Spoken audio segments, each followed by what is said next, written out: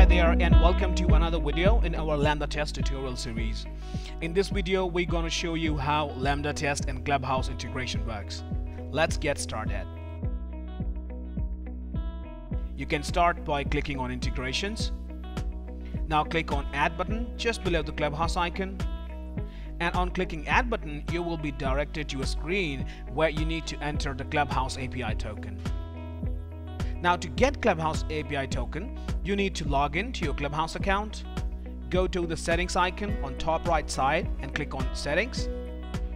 Click on API token, give your token name and click on generate token button.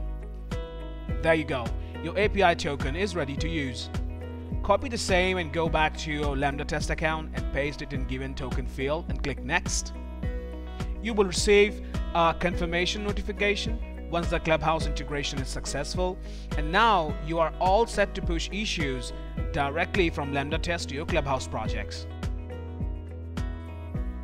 Now, whenever you mark an issue in LambdaTest platform, just select project, issue type, title, and assign the issue along with the description. LambdaTest will create a new issue in your selected Clubhouse project. The new issue will include link to your screenshots taken from LambdaTest along with details like testing environment such as operating system, browser and its version, screen resolution as well as issue description. That's it.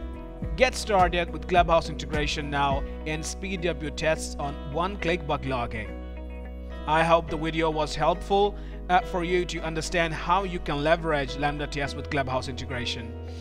If you need any assistance or have any questions, get in touch with us over chat support or drop us an email at support@lambdatest.com. As always, we are here to help you. Stay tuned for exciting updates and happy testing.